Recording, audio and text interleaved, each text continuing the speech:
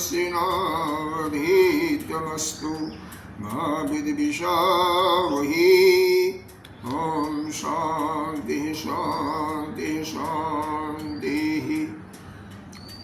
शंकरं शंकराचार्यं केशवं बादरायणं सूत्रभाष्य कृतौ वन्दे भगवन्तौ पुनः पुनः। ईश्वरो गुरुरात्मेति मूर्तिभेद विभागिनी व्योमवद्व्याप्तदेहाय दक्षिणामूर्तये नमः।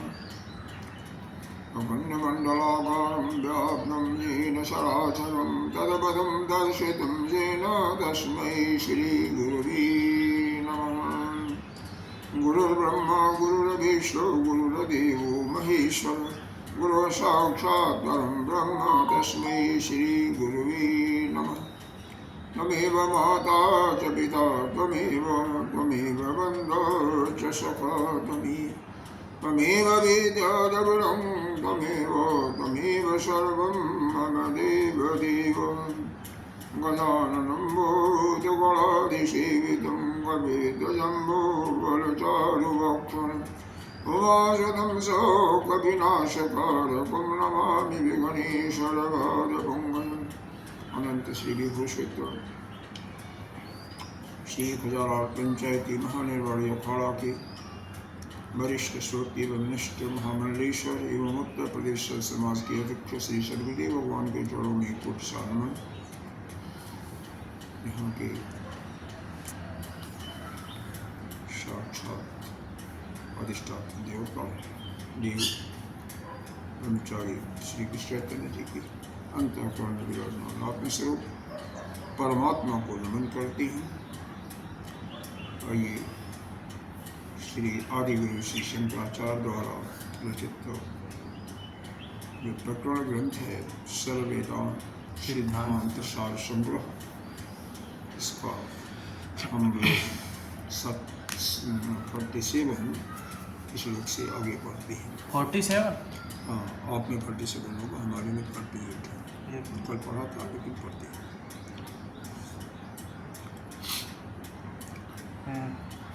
गृह अस्पृहापाद निवेद्य श्रृंखला कांता सुता सा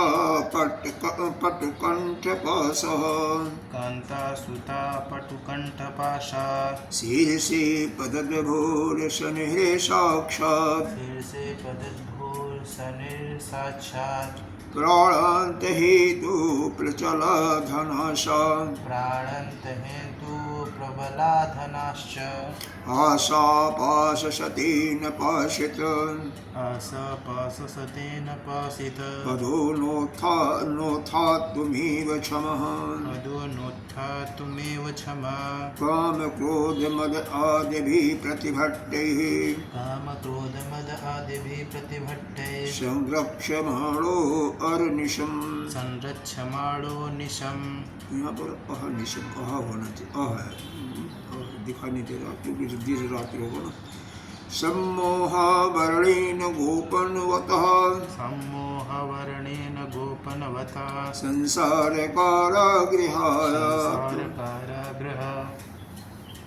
निर्गन्त त्रिविदैषणा परवशः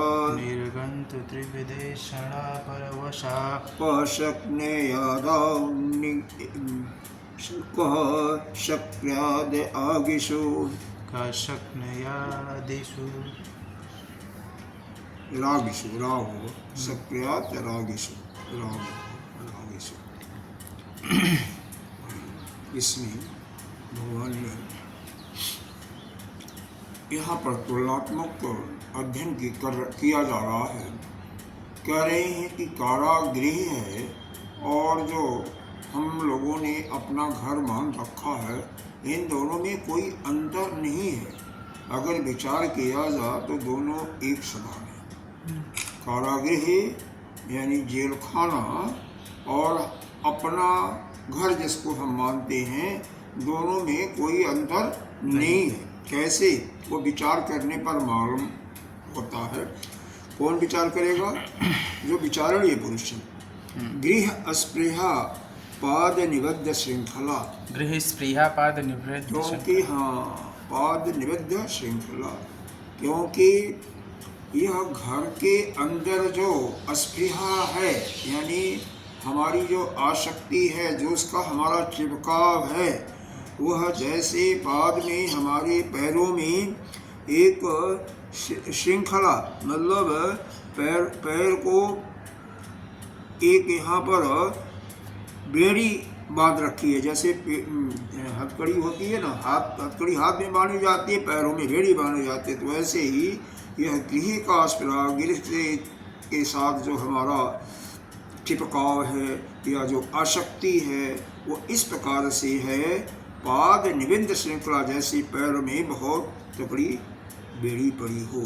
कांता सुतासा पटुकंठपासा, और यह कांता का और पुत्र का, यानी कांता कहते हैं पत्नी, और पुत्र पुत्री इत्यादि का सुख, जैसे गले में फांसी, एक पट्टा बांध दिया जा फांसी का और फांसी लटका दिया जा, उसी प्रकार से एक फांसी जैसे एक पट्टा बांध दिया गया गले में। मतलब पैर में तो बेड़ी पड़ी हुई है। किस चीज़ की बेड़ी है? घर से, यानी घर से जहाँ पर, घर किसको कहते हैं? जहाँ पर हम विराम करते हैं, आराम करते हैं। भाई जहाँ पर आकर के आपको थोड़ा सुख मालूम होता है, बाहर से दिन भर थके आए, रात को विराम करते हो, आराम करते हो, उसी को घर कहा गया है। तो घर में जहाँ पर जो घर से जो हमारी आसक्ति है, वह पैर के बेड़ी जैसे है, पैरों में जैसे बेड़ी जकड़ दिया गया है। और पुत्र पत्नी, पुत्र पुत्री, मित्र इत्यादि इस प्रकार से हैं, जैसे गले में एक फांसी का फंदा बांध दिया गया है, लटकने वाला। और क्या है? शीर्षे पतदभूर सन्निह साक्षात् प्राणेन हेतु प्रबला धनाशा, और धन की जो आशा है, धन कमाने की जो आशा है, यह प्रबल माने बहुत ही तीव्र रूप से प्राण के लेने का कारण है। किस प्रकार से? जैसे ऊपर से सहस्त्रों वज्र का चोट पड़ता है। अगर वास्तव में बिल्कुल देखा जाए तो बिल्कुल अक्षरशः सत्य है। जरा सा भी इसमें एक कहते हैं अतिशयोक्ति अलंकार। अतिशयोक्ति अलंकार किसी चीज़ को बहुत बढ़ा चढ़ा करके कहना, तो बढ़ा चढ़ा करके यहाँ पर नहीं कहा गया है।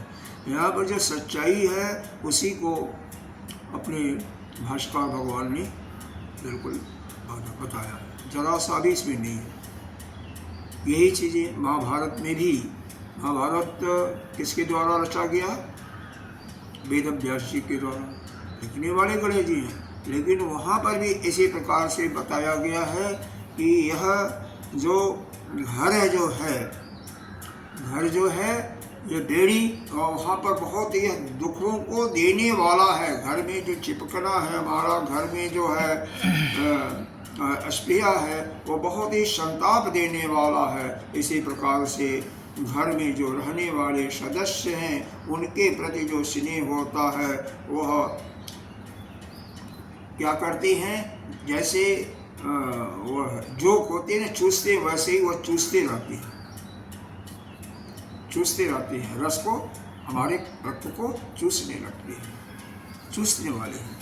मतलब यहाँ पर स्पष्ट कर दिया कि धन कमाने की जो आशा है कि हम और धनी हो जाएं, और धनी हो जाएं, और शायद सबके अंदर होती है, किसी के अंदर कम, किसी के अंदर ज़्यादा, बहुत कमी होती हैं जो इससे पार हो जाते हैं।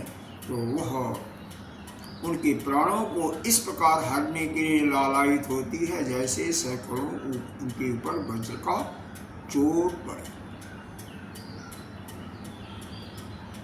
इसको अच्छी तरह से बल्कि याद हो जाता और अच्छा है कि पैरों में बेड़िया क्या है, घर जो है पैर में बेड़ी के जैसे है, और पुत्र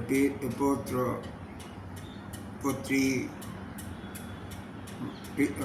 पत्नी, यह सब जो है गले में जैसे फांसी का फंदा लटकाए हुए हैं, उसी प्रकार से यह व्यक्ति मनुष्य पीड़ित होता रहता है, लेकिन फिर भी उसी में पड़ा रहता है। आशा पाशतेन पाशित पदो नोत्था तुम्हें क्षमा। क्या है? आशा का पाश, सैकड़ों पास, आशा रूपी सैकड़ों जो बंधन हैं, पाशित माने बंधा हुआ है, पैरों में आशा रूपी सैकड़ों फंदों से, सैकड़ों रस्सियों से इस प्रकार से बंधा हुआ है कि न उत्थमेव क्षमा, कि वह उठने में समर्थ नहीं है। किस चीज की आशा? त्रिवैद ऐषणा परवश का शुक्रात रागेशु। शुक्रियात कहते हैं वो समर्थ होना राग आदि किसमें? ये जो तीनों ऐषणाएं हैं, तीन ऐषणा क्या? पुत्र ऐषणा, वित्त ऐषणा, लोकेषणा। इनके द्वारा जो इन तीनों ऐषणाओं में रागेशु, राग में जो फंस जाता है, उसमें समर्थ हो जाता है, निर्गंतु। निर्गंतु कहते हैं कि वह निकलना, निकलने को वह समर्थ नहीं हो पाता है। निर्गंतु त्रिवत ऐषणा परवश, उसके तीनों ऐषणाओं के परवश वसा होता है, उनके अधीन होकर के यह निकल नहीं पाता। तो इनके कारण से यह तीनों ऐषणाओं के अंदर जो आशा की किरणें होती हैं कि अभी यह हो जाएगा, जैसे कईयों को देखा होगा कि पहली पुत्री हुई तो दोबारा यह हुआ कि फिर पुत्र हो जाएगा, फिर पुत्री हुई। एक को हमने देखा कि 7 पुत्रियों के बाद फिर पुत्र हुआ, लेकिन उन्होंने छोड़ा नहीं। और इस प्रकार से वो क्या हुआ, वो गले में अगर फंदा कहो तो कम नहीं है। ऐसे तो केवल एक आशा की किरण होती है ना, ये पुत्रेशा की एक आशा की किरण है। और ये आशा की किरण जो है क्या करती है? आशा रूपी सैकड़ों फंदे रस्सियां वो पैर में जकड़ लेती हैं, बन जाती हैं उससे। और क्या? काम क्रोध आदि, और काम क्रोध मद लोभ मोह जितना भी ये शत्रु हैं, यह क्या है? एक संरक्षण दिए हैं उसको, इस आशा को क्या किए हैं? संरक्षण दिए हुए। एक प्रकार से ये मजबूत दीवार के माफिक, जैसे पटकोटा होता है उसके माफिक इसको बांध रखे हैं, संरक्षण दिए हुए। अहो निशम, रात दिन यह पहरा देते हैं, जैसे पुलिस पहरा देते हैं ना कारागार में, वैसे ये पहरा देते हैं, ये निकलने नहीं देते हैं। सम्मोहावरणेन गोपवतः संसार गृहात्, ये सब संसार का कारागृह है। कौन? सम्मोहावरणेन, मोह में जो जकड़े हुए हैं, मोह के द्वारा जो बंधे हुए हैं एक दूसरे से, वो गोपन होता, उसके द्वारा वह उसी में सुरक्षित हैं, अर्थात वहाँ से वो निकल नहीं सकती। वो निकल वही सकता है जो इसके मूल कारण पर विचार करेगा कि यह तीनों ऐषणाओं का नाश, काम क्रोध मद, यह जो ऐषणाओं को प्राप्त करने में यह, क्योंकि किसी भी ऐषणा के लिए प्राप्त करने के लिए आपको क्या करना पड़ेगा? कर्म करना पड़ेगा। उनकी इच्छा हो गई, कामना हुई, तो आपको कर्म करना पड़ेगा। कर्म में कोई बाधा डालेगा तो आपको क्रोध होगा। अगर कर्म में कोई बाधा नहीं डाला, कर्म की प्राप्ति हो गई, तो उस भोग से पुनः आपको लालच होगा, लोभ होगा, और लोभ से फिर उसके प्रति मोह हो जाएगा। फिर पड़ोसी का मान लो आपसे ज़्यादा हो गया, तो आपको फिर वहाँ पर ईर्ष्या आएगी, और आप ही बड़े हो गए तो पड़ोसी के प्रति आपका आएगा कि मैं तो बड़ा हूँ, यानी दम हो जाएगा, घमंड हो जाएगा, अहम हो जाएगा। इस प्रकार से यह संसार सागर में यह व्यक्ति पड़ा रहता है। यहाँ से निकलने का यही तरीका है कि हम गुरु के संरक्षण में जाकर के शास्त्र का अध्ययन करें, और सत्संग शास्त्र का अध्ययन करते हुए अपने अंदर ज्ञान का दीपक जलाएं, ज्ञान की ज्योति जला करके इस अपने अज्ञान को नाश करके काम क्रोध मद लोभ और जितनी भी यह इस ऐषणाएँ हैं सबको हम साफ नाश कर दें। और नाश करने के बाद फिर अपना सुरक्षित हो सकते हैं। क्योंकि इन ऐशराओं से जब तक आप बाहर नहीं निकलोगे, दूसरे रूप में कहिए कि जब तक यहाँ छोड़ करके संन्यास की तरफ नहीं बढ़ोगे, संन्यास से लेकर के ज्ञान की प्राप्ति बिना संन्यास के नहीं होता है। कहने वाली बात, समझाने वाली बात है कि घर का भी काम चलता रहेगा और हम ज्ञान की बातें करते रहें, लेकिन दोनों एक साथ नहीं होता। हसब फुलाऊ, हसब ठठा फुलाऊ घालू दोनों एक साथ ठीक रूप से नहीं होता। कई जगह भगवान भास्कर ने, श्रुति ने भी लिखा है इस चीज़ को कि अभी हम कौन सा उपनिषद पढ़ रहे थे, पीछे मुंडक उपनिषद में, उसी में स्पष्ट लिखा था दूसरे में कि दोनों साथ साथ नहीं हो सकता। कई जगह श्रुति माँ ने इसका उद्धरण किया हुआ है कि यह संभव नहीं है।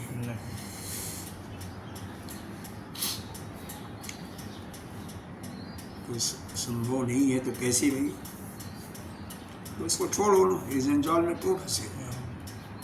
और यह क्या, ये तो सभी के लिए है। एक छोटी सी एक शब्द है, कई बार आपने देखा होगा दो भाइयों के बीच में, शायद आपने भी देखा होगा, अगर आपके पिताजी 2 भाई होंगे, 3 भाई होंगे तो देखा होगा, एक बहुत छोटी सी बात को लेकर के तकरार हो जाती है। छोटी सी बात को लेकर के, घर में है या यहाँ नहीं है, एक सूत अगर आगे पीछे कहीं हो गया तो उसी के पीछे एक दूसरे के जान लेने पर प्यार। अरे अपने घर में नहीं होगा, पड़ोसी में देखा होगा। निश्चित रूप से यह ऐसे होता है, और जबकि वो वास्तव में है क्या, यह सब क्या है, मिथ्या है, काल्पनिक चीज है, क्योंकि सत्य है ही नहीं है।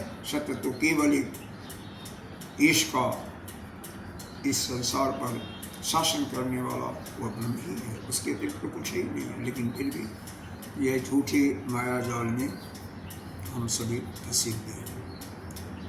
कामंधकारेण निरुदिष्टि, इसको पढ़िए, कामंधकारे निरुदस्तिष्टि, कामेंधकारेण निरुद्धतिष्ठि, मुहूर्त सत्य अवलास रूपी, मुहूर्त सत्या अवलास रूपी, नयन्द दृष्टि असतः सतो वा, नयन्द दृष्टि असतः सतो वा, असत और रो नहीं पढ़ा जाएगा, असतः सतो वा, असतः सतो वा,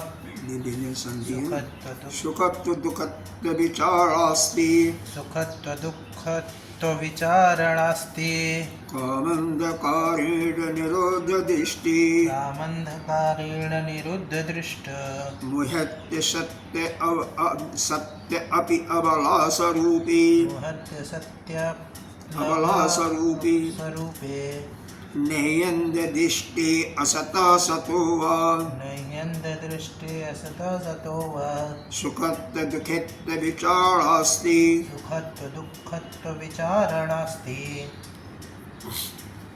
पीछे यह निर्णय हो गया कि भाई इस प्रकार से जो कारागृह है, जेल खाना, जिसमें हाथ में हथकड़ी, पाँव में पटकड़ी लगी हुई है, और उसके उस कारागार के चारों तरफ सिक्योरिटी गार्ड हैं, पहरेदार हैं, उसका शासन करने वाला जेलर भी है। तो उसमें और हमारे जो जहाँ पर हम विराम करते हैं, जहाँ पर थोड़ा सुख अनुभव करते हैं, अपना घर है, अपने घर का, वहाँ पर दोनों में कोई अंतर नहीं है। क्योंकि इस घर में भी क्या है, ऐशराओं, ये जो तीनों ऐशराएँ हमारी हैं, वह तीनों ऐशराओं की परवश होकर के उससे हम बंद करके उससे बाहर निकलने में असमर्थ होती हैं।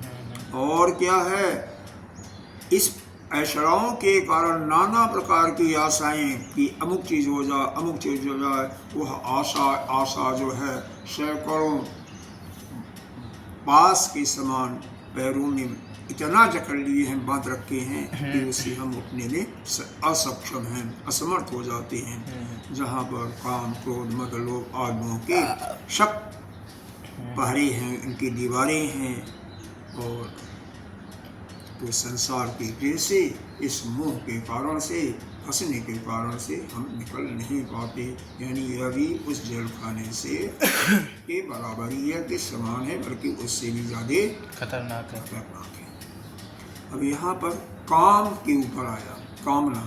काम किसके लिए? विशेष करके स्त्री या पुरुष के लिए है, क्योंकि यहाँ पर अबला शब्द आया है। कामांध कारेण निरुद्ध दृष्टि मुहयात सप्त अपि अबला स्वरूपी, अबला आया है। अबला यानी जो काम की दृष्टि होती है स्त्री की पुरुष में और पुरुष की स्त्री में। यह क्या होता है, जब काम का जब जोर पड़ जाता है ना, तो वह व्यक्ति इस प्रकार से अंधा हो जाता है, उसकी दृष्टि बंद हो जाती है, जैसे अंधा व्यक्ति जो है सत्य और असत्य को पहचान नहीं सकता। सत्य क्या है और असत्य क्या है, एक अंधे की दृष्टि भी नहीं आती। उसी प्रकार से जो काम से मोहित हो जाता है, वह काम किसी स्त्री के प्रति हो या पुरुष के प्रति हो, स्त्री का, तो वह इतना उससे जकड़ जाता, मोहित हो जाता है, तो उसको यही नहीं पता लगता कि हम करने जा रहे हैं वह सत्य है, सत्य है या असत है। वह सत्य में वास्तव में उससे सुख मिलने वाला है या उससे दुख मिलने वाला है, ये कुछ उसकी समझ में नहीं आता। क्यों नहीं आता? मोह के कारण। मोह मतलब मोह है, सारा चीज क्या है? मोह को इतना प्राप्त हो जाता है वह स्त्री में या पुरुष में कि वह असत्य उस वस्तु है या नहीं है, उसको ज्ञान नहीं होता। उससे सुख मिलना है सुखत्व या दुखत्व, हाँ, विचारांति। इसलिए यह विचार करने के योग्य है। हमें क्या करना चाहिए? हर एक छोटी से छोटी चीज़ों का अपने सत्य बुद्धि के द्वारा उसको विचार करके एक को निकालते जाना चाहिए। किसी भी चीज़ की अगर कामना आती, कैसे हो सकता है, इसका यहाँ पर नहीं कहीं अन्यत्र ऐसा वर्णन आता है कि आप जो है सोने के पहले और भोजन आपने हल्का किए हैं, तो भोजन के बाद वह चल सकता है, और नहीं तो उसके पहले कम से कम 10 मिनट 15 मिनट आत्मचिंतन करें, नियमित रूप से आत्मचिंतन। उस आत्मचिंतन में क्या करना है कि कहाँ कहाँ आप फंसे थे, यह कहाँ कहाँ आप अंधा दृष्टि होकर के आपने कौन सा कार्य किया था, किसके मुंह में आकर के आपने अपनी दृष्टि को बंद करके गलत कार्य किया था। एक को के चाहे वो किसी भी इंद्रिय के द्वारा आपने किया हो, चाहे रस इंद्रिय के द्वारा, चाहे श्रवण इंद्रिय के द्वारा, और चाहे रूप नेत्र के द्वारा, किसी भी इंद्रिय के द्वारा आपने से जो भी काम हुआ है उसको वहाँ पर विचार करें, उसका चिंतन करें।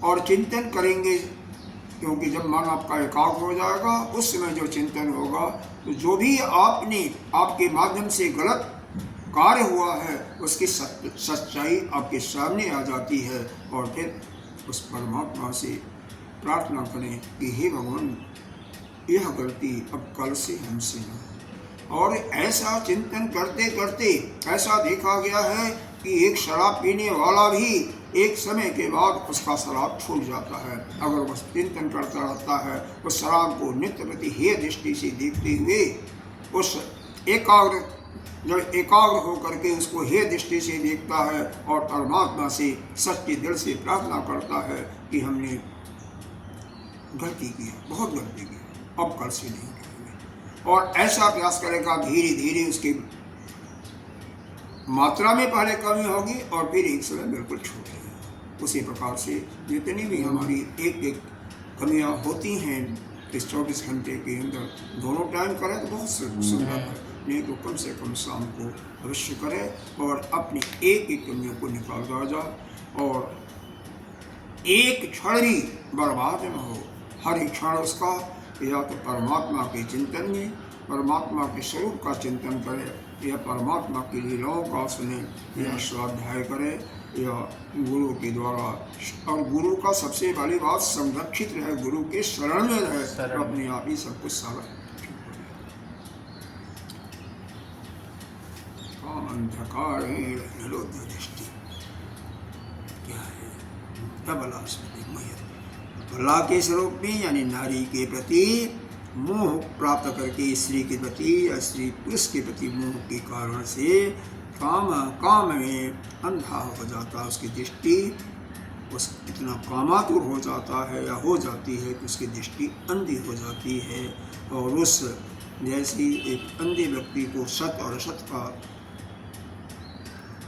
सही ज्ञान नहीं होता, वैसे ही वह कामातुर व्यक्ति सत्य क्या है, किसमें वास्तविक सुख है, किसमें दुख है, उसको नहीं जान पाता। और इसलिए यह एक एक ऐसे जो काम होते हैं उससे उस पर पूरा विचार करने के योग्य है। कैसे है? अब यह स्त्री या पुरुष क्यों इसके प्रति मोहित नहीं होना चाहिए, क्यों नहीं मोहित होना चाहिए? तो इसका कारण दिया है भगवान भास्कर ने। ऐसे किसी चीज़ को नहीं छोड़ा है, वही चीज़ मना किया है तो उसका पूरा अच्छी तरह से उसको समझाया है कि उसमें इतनी कमियां हैं कि अगर करोगे तो उसमें फंसे ही रह जाओगे। कैसे? श्लेष्म मुखम श्रवण श्लेष्मोदगारि मुखम श्रवण मलवती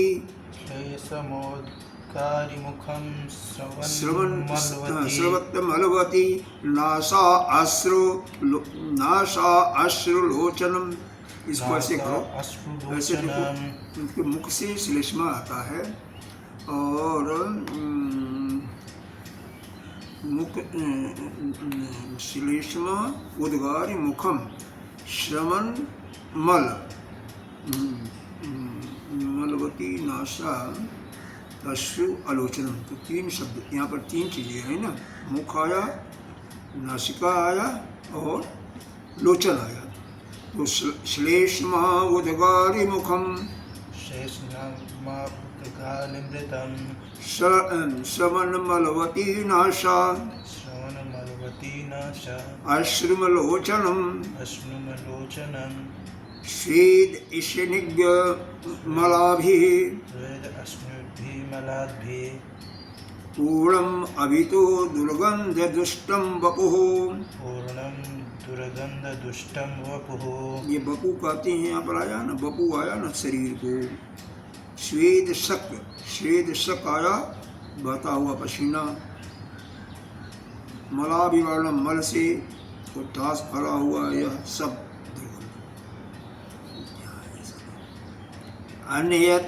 अन्यत उक्तम सत्यमेव मनसा मंतो कंचन अर्हति स्त्री रूपम कथम ईदृशम सुमनसा पात्री भवे नेत्रयो।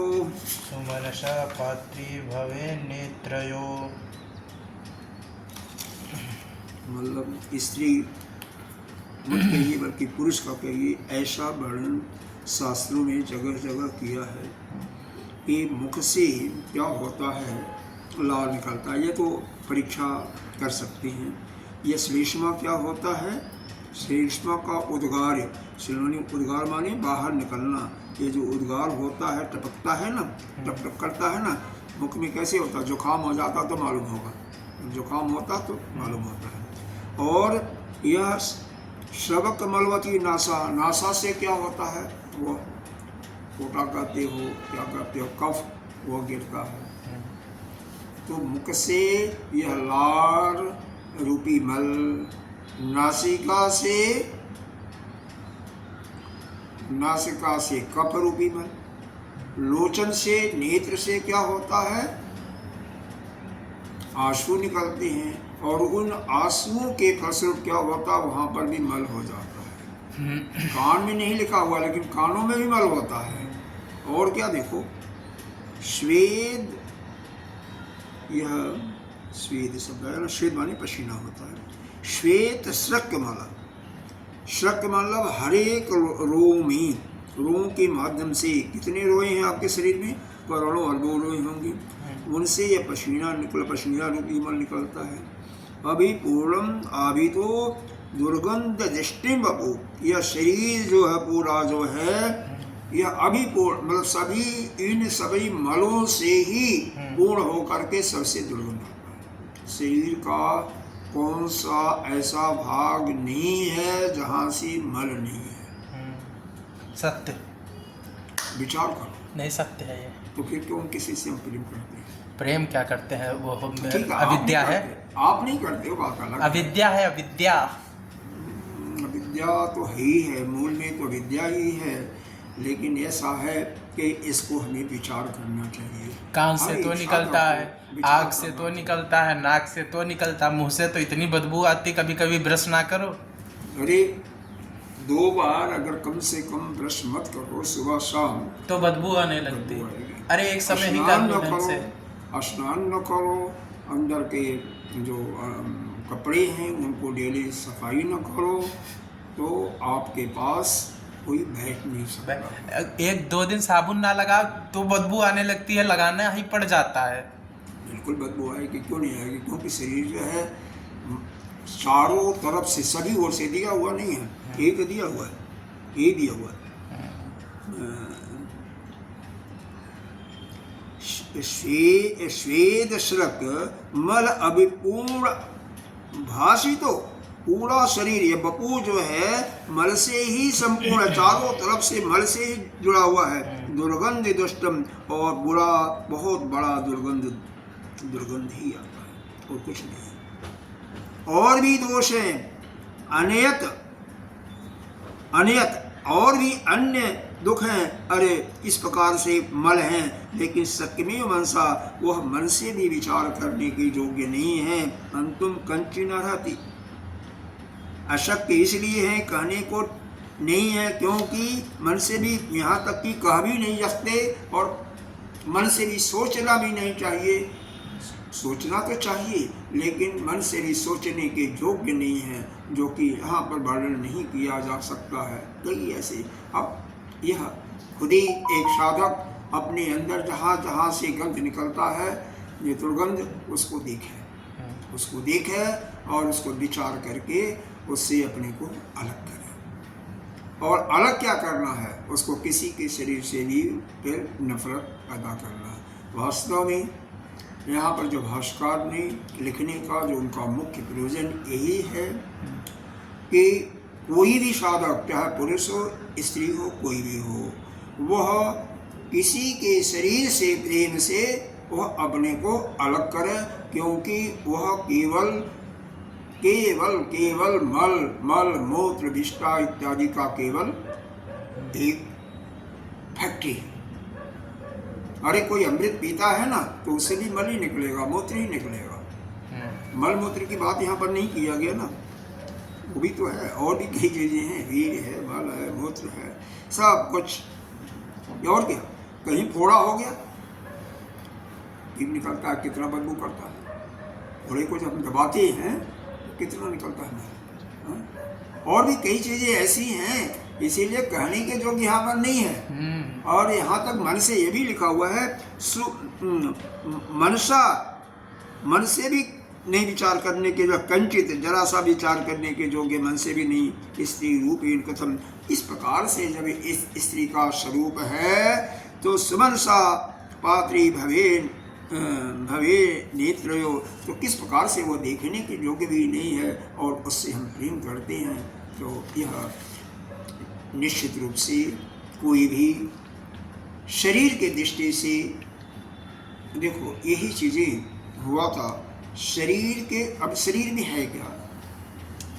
जैसे बिल्डिंग है, बिल्डिंग में क्या बनाते हैं, ईंटा है और उसके बाद प्लास्टर कर दिया, या कोई सीट लगी हुई, अब नए नए तरीके आ रहे हैं, उसको प्लास्टर कर दिया और फिर पेंट करके बहुत सुंदर बना दिया। उसी प्रकार से यह शरीर है क्या, नीचे रक्त है, रस रक्त है, उस पर मज्जा चढ़ा हुआ है, मांस आ गया, मेदा आ गया, हड्डी आ गई, हड्डी के ऊपर मेदा होता है सर, हाँ, और उसके बाद फिर चमड़े से इसको ढक दिया गया, सुंदर सुंदर यह पेंट कर दिया। यह चमड़ा क्या है, चमड़ा एक पेंट है, इसकी पालिश हो गई, पालिश हो गई और अंदर गंध भरा हुआ है, गंदगी। उसी प्रकार जैसे बिल्डिंग में गंध भरी हुई है, ऊपर से करके बहुत सुंदर लगता है, और ऐसे यह शरीर है, अंदर से लोहा भरा है, ईंट भरी है, सब भरी, सब उसको पेंट करके आपको सुंदर सुंदर दिखाई दे रहा है, लेकिन वही चीजें शरीर में है। शरीर में, तो पेंट इसका यही है, यह सुंदर सुंदर चमड़ा, और उस सुंदर चमड़े को देख करके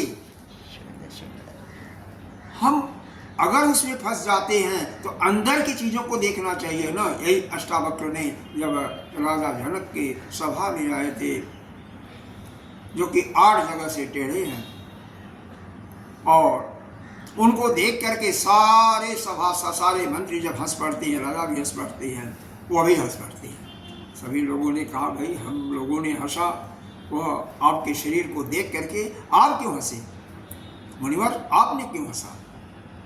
उन्होंने कहा, हम तो यह जानते थे, ऐसा हमने सुना था, राजा जनक स्वयं एक विद्वान हैं, ज्ञानी पुरुष हैं, और उनकी सभा में तो सैकड़ों विद्वान बैठे हुए हैं, और यहाँ पर तो मैं देखता हूँ उनकी दृष्टि तो चमड़े पे है, चमड़े पर है। चमार की दृष्टि हो तो चमार है सर, जो चमड़े की जिसकी दृष्टि होती है चमड़े पर, उसको क्या कहते हैं, चमार। तो यदि संसार में किसी भी शरीर के दृष्टि से किसी से कोई प्यार करता है, उस पर लुभता है, तो इसका मतलब वो चमार है, क्योंकि चमड़े को देख करके अंदर क्या है, अंदर उसके राग, अभी तो यह शारीरिक बनावट दिखी जाती है ना, शारीरिक बनावट की बात हुई, अभी उसके अंदर राग भरा हुआ है, क्रोध भरा हुआ है, लोभ है, मोह है, क्या है, वह गंध तो भी देखा ही नहीं, जो कि जला देता है आदमी को। एक बात ऐसा कोई बोलता है कि आदमी जल जाता है उसी समय, तो उसको तो देखा ही नहीं। शरीर की दृष्टि से भी अगर केवल उसकी बनावट की दृष्टि से देखा जाए, जो मल मूत्र पसीना इत्यादि का जो गंध फैक्ट्री है, वह वहीं से हमें हट जाना चाहिए।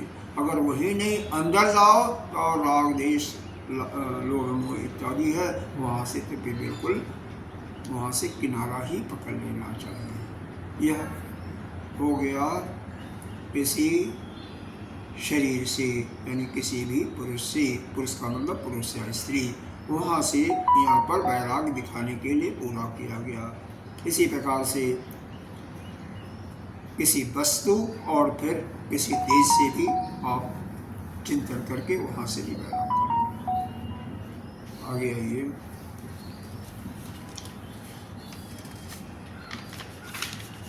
बंधे गए हैं, क्या बांध लिए भैया। असल में जो काम भावना को अपने अंदर से समाप्त नहीं कर पाता, सोच करके उस पर पूरा विचार करके वह नष्ट करने के योग है, वह अंधा ही रहता है, और उसके लिए क्या है, उसके लिए विचार यही है कि वह गुरु की शरण को शरण करा। हमने कल एक दृष्टांत दिया था, कल या परसों ना, एक कौन था वो, कोई शिष्य था जो कि अपनी स्त्री के प्रेम में पागल हो गया था, बाद में देखा कि वो तो सभी मतलब के लिए प्रेमी है। समझ गए। वैसे ही रामानुजाचार्य की घटना शायद मैंने सुनाया है, नहीं सुनाया। रामानुजाचार्य एक विशिष्ट, ये जो हमारे 6 दर्शन है ना, इस अद्वैत के अंदर बता रहे हैं। अद्वैत है, विशिष्ट अद्वैत है, शुद्ध अद्वैत है, द्वैत अद्वैत है और द्वैत है। इस प्रकार से ये 6 दर्शन हैं। इसके रामानुजाचार्य विशिष्टाद्वैत के प्रकांड आचार है, जैसे आपके आदि गुरु शंकराचार्य जी हमारे, वैसे ही ये विद्वान है। एक बार देखा, एक सेठ जो है, एक उसकी स्त्री मान लो, अप्सरा मत मानो, वो वेश्या मत मानो, लेकिन एक स्त्री समझ लो, गर्मी थी, धूप थी, उसको ऊपर से छाते का छाया करके अपना मंदिर जा रहा था। उसका नेत्र यानी उसका चेहरा स्त्री की तरफ था, छाता आगे था जिससे स्त्री के ऊपर धूप न आवे, और उसका पीठ भगवान की तरफ जा गिर पड़ता तो उसका सिर तो फूट ही जाता, चकनाचूर हो जाता, लेकिन भगवान की तरफ से करके जा रहा था। रामानुजाचार्य जी ने देखा यह क्या है, उसको कहा सुनो, अभी तुम यहाँ से निवृत्त होकर के मेरे पास तुम आना, मैं यहाँ पर बैठा हूँ, यहाँ पर आओ। अब वो सब देख करके आता है, चूँकि इतने विद्वान थे और उनका उस समय पूरा सभी लोग उनकी बातों पर, और प्रभावशील तो बात होती है, कोई तपस्वी आदमी होता तो कुछ कहता तो उसका प्रभाव वैसे भी पड़ता है। तो वह जब जाता है तो कहते हैं अच्छा आगे, ठीक है चलो, हाथ पकड़ लिया, हाथ पकड़ करके चलो मंदिर चलते हैं। अब मंदिर में भगवान के पास जब जाते हैं तो वैसे हमारे महात्मा लोग केवल वाणी से ही शक्तिशाली नहीं होती, बल्कि शरीर से भी शक्तिशाली होती है। उन्होंने बहुत एक तमाचा ऐसा जड़ा, चेहरे पर लाल हो गया, और उसको उसकी ज्ञान ज्योति उसी समय खुल जाती है। महात्माओं का डांट है, महात्माओं की मार और डांट भी प्रसाद है, आशीर्वाद है, डांट है महात्माओं का।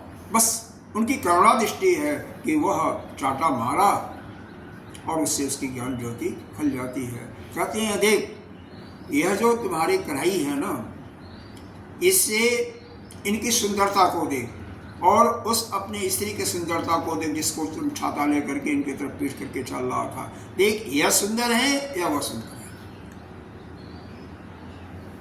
यहाँ पर तो यह श्लेष्मा जितनी विकार किए गए, यह पंचभौतिक शरीर ही नहीं है, यह भी मल भी नहीं है, इनमें अंदर कोई छल कपट इत्यादि है कुछ भी नहीं है, और शरीर चमड़ा भी बहुत सुंदर है। इस सुंदरता को देख, और वहीं पर वह सबको छोड़ छाड़ करके उनका शिष्य बन जाता है, और भगवान का तो भक्त वही होता है। तो तात्पर्य है कहने का कि जब तक हमारी चक्षु बंद है, बंद होने का मतलब यह नेत्र से दिखाई दे रहा है, लेकिन क्या सत्य दिखाई दे रहा है, सत्य असत के रूप में दिखाई दे रहा है, या सत्य सत्य के रूप में दिखाई दे रहा है, यानी हमारी प्रज्ञा चक्षु बंद है, तब तक हमें सत्य सत्य का बोध नहीं होता, ज्ञान नहीं होता। गीता जी में कहा गया है ना, न अभावो विद्यते सतः, न भावो न अभावो विद्यते सतः, न भावो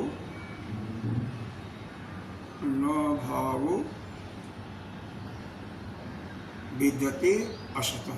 असत का कहीं भाव नहीं है और सत का कहीं अभाव नहीं है।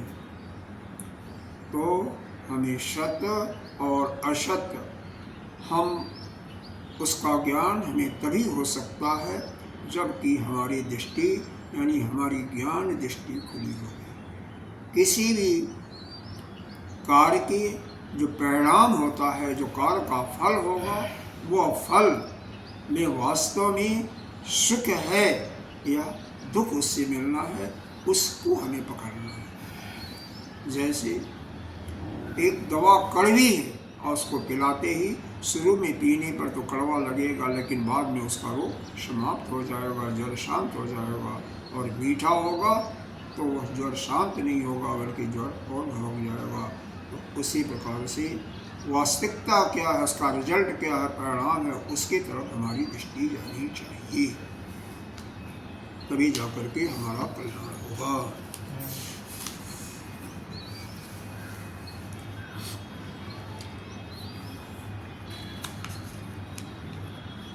काम चेष्टा या काम में अपने को रत रहना, यही अविवेकीपना है, अज्ञानता है। और इस काम से अपने को अलग कर देना, यही ज्ञान है।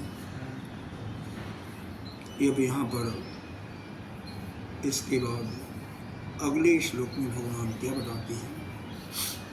दूरात आवेक्ष, एक उदाहरण देते हैं, दृष्टांत दे रहे हैं। दूरात अवेक्ष अग्निशिखां पतंगो, आवेक्ष अग्निशिखां पतंगो, रमति बुद्ध्या विनिपत्य नश्यति, नश्यति यथा तथा नष्टदृगेव सूक्ष्मं, दृगेव सूक्ष्मं, कथं निरीक्षेत विमुक्तिमार्गम्। यहाँ पर कथम निरीक्षेत विमुक्ति मार्गम, जो मूढ़ व्यक्ति है वह किस प्रकार से मुक्ति के मार्ग को देख पाएगा? उसी प्रकार से नहीं देख पाता है जैसे दूरात आवेक्ष अग्निशिखां पतंगा। यह जो पतंग होता है, पतंग एक कीड़ा होता है ना, पतंगा कहते हैं ना, दूर से ही जलती हुई या प्रदीप्त अग्नि शिखा को देख करके रमत्य बुद्ध्या विनिपत्य नस्ति, उसकी बुद्धि उसी में, उसको रमणीय देख करके, उसको आनंद प्रदान करने वाली देख करके उसी में विनिपत्य, उसमें गिर करके नष्ट हो जाता है। जैसे जथा आया है ना पहले, तो जथा को पहले आओ। जैसे एक पतंगा है, दूर से अग्नि शिखा को, दीप शिखा को देख करके और उसकी सुंदरता को देख करके उसमें वो रम जाता है, उसकी बुद्धि उसी से लिप्त हो जाती है और उसमें वो कूद पड़ता है, गिर जाता है और क्या होता है, उसका प्राण हो जाता है, नष्ट हो जाता है। उसी प्रकार से, तथा उसी प्रकार से नष्ट दृगेव सूक्ष्म, उसी प्रकार से यह हमारे लिए क्या है? देखो, दृगेव सूक्ष्म, हमारी जो आंखें जो बंद हैं, मंद मूढ़ बुद्धि वाले का, नष्ट दृगेव सूक्ष्म। यहाँ पर नष्ट दृगे का मतलब यहाँ पर है मूढ़ व्यक्ति, नष्ट दृगे एव, मूढ़ व्यक्ति सूक्ष्मता से मतलब विचार न करके वह विमुक्ति मार्गम कम निरक्षेत, मुक्ति के मार्ग को किस प्रकार से जान सकता है? क्योंकि उसकी वियोग शक्ति तो पतंगे के समान इस संसार में ही रम रही है। इस संसार में रमण करने वाला कोई साधक है, वह पतंगे के समान, जैसे पतंगा अग्नि में कूद जाता है और नष्ट हो जाता है, दूर से ही उसकी रमणीयता को देख करके नष्ट हो जाता है। उसी प्रकार से यह संसारी पुरुष, यह संसार का चकाचौंध देख करके, स्त्री के उस चमड़ी को देख करके, और क्या यह घर में थोड़ा सा सुख दिखाई देता है, पुत्र इत्यादि में, धन में वह थोड़ा सा जो सुख दिखाई देता है, उसी में लिप्त होकर के वह उसी में अपने प्राण को खो देता है और जो उसके लिए शुद्ध मुक्ति का मार्ग है, अपने कल्याण का मार्ग है, उसको प्राप्त नहीं कर पाता, यहाँ तक कि उस रास्ते पर भी नहीं चल पाता। इसका अर्थ जो है, इन दोनों लाइनों का थोड़ा सा इसमें स्पष्ट नहीं है, लेकिन इसका भाव यही है कि जैसे एक पतंगा अग्निशिखा को दूर से देख करके उसकी सुंदरता को लव होती है ना, सुंदर होती है, और उसमें जा करके नष्ट हो जाता है, उसी प्रकार से यह संसारी पुरुष काम मोह पत्नी पुत्र पति धन इत्यादि में इसके ऊपर इसके जो कि इसमें बहुत सुख होगा, उस सुख के आशा को देख करके उसमें कूद पड़ता है, कूद पड़ता है, इसी कूदा ही सभी कूद रहे हैं, सभी कूद रहे हैं। अब भोजन ये कितना सुंदर बन जाए और उसके सुंदरता को देख करके हम उसमें कूद पड़ते हैं और बाद में पेट अगर अगर वहाँ पर थोड़ा सा ध्यान नहीं रहा, ज़्यादा थोड़ा सा भी हो गया तो वो हमारे पेट को क्या करता है, खराब कर देगा। लिमिट में रखो, इसीलिए गुरुदेव भगवान को हमेशा याद करो, भोजन में छोड़ दिए। गुरुजी रोटी और चावल बिल्कुल छोड़ दिए परमानेंट के लिए। कभी रोटी चावल दोनों छोड़ दिए। कम से कम हो गया है 1 साल होने वाला होगा। नहीं, अभी तो 2-3 महीने से तो बिल्कुल छूट गया है। अभी तक का पता नहीं, वो लेते थे लेकिन बहुत कम क्वांटिटी में 2 चम्मच। अब तो छोड़ दिए हैं कतई। जबरदस्ती अगर कोई बहुत ज़्यादा जिद कर ले तो चावल भले को ले ले, रोटी तो छूते ही नहीं है। सब्जी केवल लेते हैं, और वो भी सब्जी भी निकालते हैं 2 कैसे गुरुदेव इतना कम भोजन लेते हैं? हम लोग अगर इतना लें तो मर जाएंगे। इस संसार का जो चकाचौंध है ना, पतंगे के समान ही है। पतंगे का जो स्वामी जी ने, हमारे भास्कर जी ने जो दृष्टांत दिया वैसे ही है।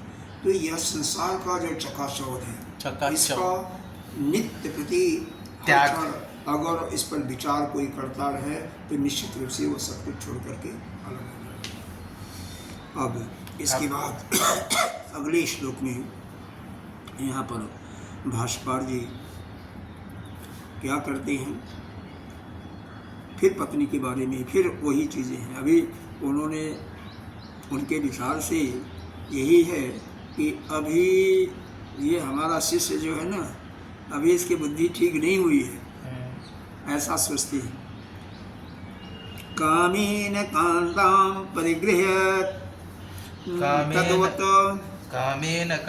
परिगृह्य तद्वत् जनो अपि अयं नश्यति नष्ट बुद्धि।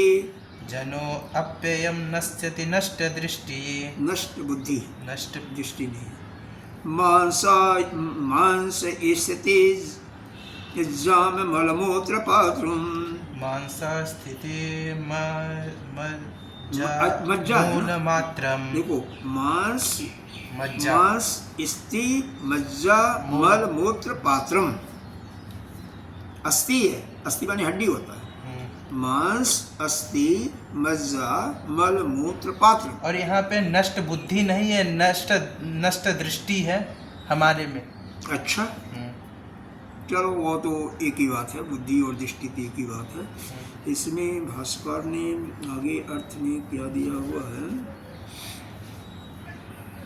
नहीं, यहाँ पर बुद्धि ही दिया हुआ है, बुद्धिहीन ही दिया हुआ हिंदी में भी, और उसमें नष्ट बुद्धि को बुद्धिहीन ही दिया हुआ। उसको देखो अर्थ में क्या दिया हुआ, ऐसे दिया हुआ। हाँ, तो कामेन कामता मतलब इस कामना के फलस्वरूप, यानी मन में कामना ही आई ना, स्त्री के प्रति प्रेम ही है ना, तो स्त्री के लावण्य में, उसके सुंदरता में काम से पीड़ित होकर के क्या है, परिगृह तद्गतः जन माने मनुष्य, पुरुष, जन माने पुरुष जिस प्रकार से अपनी बुद्धि को नष्ट करता है, बुद्धिहीन हो जाता है, क्योंकि उस काम के उसमें पीड़ित हो जाता है। परिगृह तद्वत्, परिगृह तद्वत् का मतलब यह है उसको स्वीकार कर लेता है। यानी परिगृह यहाँ पर घर का मतलब नहीं है, यहाँ पर यह है कि पुरुष मूल बुद्धि के कारण, अपनी मूल बुद्धि के कारण स्त्री के प्रेम में, प्रेम को स्वीकार करके जिस प्रकार से अपनी बुद्धि नष्ट कर देता है, लेकिन अगर विचार करे तो वह स्त्री जो है क्या है, मांस, हड्डी, मज्जा, मल मूत्र, जो चीज़ नहीं आया उसको भी रख लो। जैसे वहाँ पर आया था ना, लार है, पसीना है, कफ है, वीर है, इन सभी का पुतला ही वह है। उसके बाद भी वह केवल शरीर की चमड़ी को देख करके स्त्री के प्रेम में, उस प्रेम पर मोहित हो जाता है, और मोहित होकर के अपनी बुद्धि को नष्ट कर लेता है। और क्या करता है, श्रियं तथा रम्यत एव पश्यति, और उसको क्या करता है, नारी को एक रूप का खजाना मान करके, या जैसे खजाना को हम सुरक्षा करते हैं उसी प्रकार से उसको एक खजाना मान करके उसमें वह अपने को डुबो देता है, या उसमें उसकी प्यार में डूब जाता है। मतलब क्या हुआ कि यद्यपि हमें असत बुद्धि, असत चीज को हम सत्य दृष्टि से देख रहे हैं। कैसे है? शरीर में क्या है कि अस्थि है, मांस है, मल मूत्र इत्यादि का वह जमखट है, तत्व है।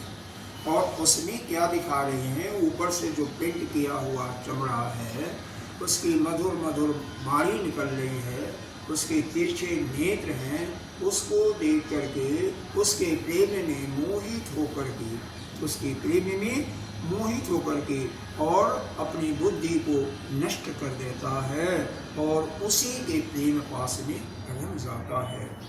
ऐसा बताओ, अगर रम करके तो क्या करेगा? कभी भी मुक्ति को प्राप्त कर सकेगा? क्या कर सकेगा? केवल उसका तरीका यही है कि वह अपना कल्याण करे, वह सदगुरु के पास जाए और सदगुरु से जो श्रुति ब्रह्मनिष्ठ हो, इस नियमित सत्संग सुन करके उनसे ज्ञान प्राप्त करके, और जाए कैसे? वही समझवाणी श्रुति ब्रह्मनिष्ठ उनकी सेवा करके, पर कृष्ण सेवा करके, कुछ करके, ज्ञान को धारण करके और अपने को इस संसार रूपी सागर से अलग करना, यानी असत और सत का ज्ञान प्राप्त करके वह मुक्त हो जाए। और यह जो माया रूपी यह जाल बिछा हुआ है, और विशेष करके यह स्त्री पुत्र जो समीप वाले जितने भी हैं, यही से देखो, बालक छोटे छोटे हैं ना, उनके तोतली वाणी से आप मुक्त होते हैं, उनके वाणी से मुक्त होते हैं, उनके चपलता को देख करके आप मोहित हो जाते हैं, वह उसमें वो फंसा लेते हैं। और स्त्री वह अपने लावण्य को, सुंदर लावण्य को देख करके फंसाती है। मित्र भी चाटुकारिता बात करते हुए वह आपको फंसाती हैं। घर भी वह भी घर के भव्यता को, घर के पदार्थ के सुख को देखते हुए उसमें आप रम जाते हैं। तो इससे अपने को अलग करना ही उसी में आपका कल्याण।